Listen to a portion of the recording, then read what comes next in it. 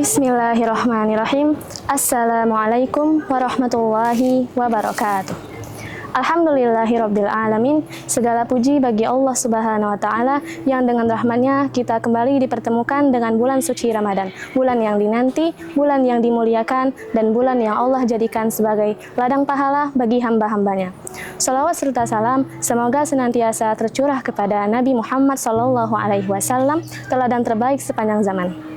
Teman-teman yang dirahmati Allah Subhanahu wa taala, Ramadan selalu datang setiap tahun. Kita berpuasa, sholat tarawih, dan tadarus Al-Quran. Namun, mari kita bertanya kepada diri kita masing-masing. Apakah Ramadan benar-benar mengubah kita?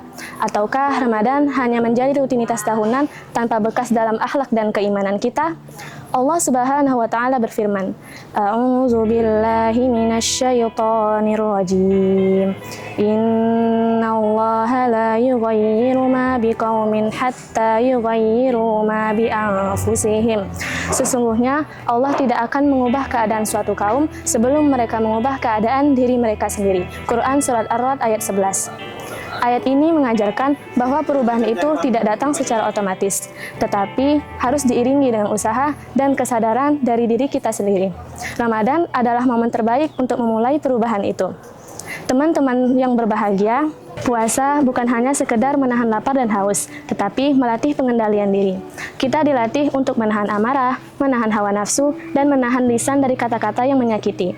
Jika di luar Ramadan kita mudah emosi, maka Ramadan inilah yang hadir untuk melembutkan hati kita. Rasulullah Shallallahu Alaihi Wasallam bersabda, apabila salah seorang di antara kalian berpuasa, maka jangan berkata kotor dan jangan berbuat bodoh.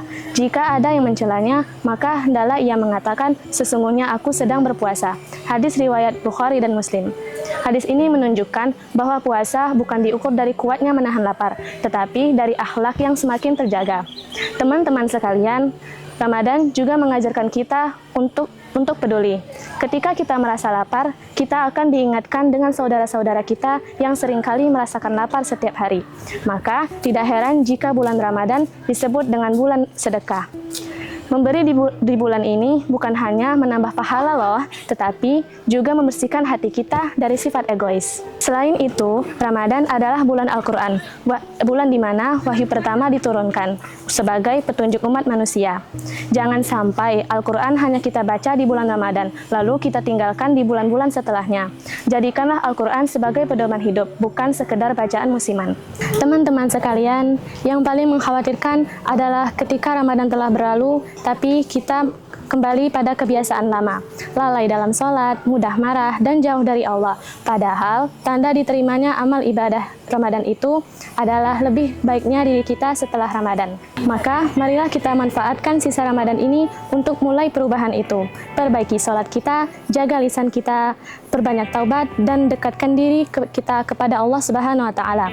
Semoga Ramadan tahun ini menjadi Ramadan terbaik dalam hidup kita. Ramadan yang mengubah kebiasaan menjadi ibadah dan mengubah diri kita menjadi pribadi yang lebih bertakwa. Akhir kata, semoga Allah menerima semua amal ibadah kita dan mempertemukan kita kembali pada Ramadan di tahun-tahun mendatang dalam keadaan iman dan kesehatan. Wassalamualaikum warahmatullahi wabarakatuh.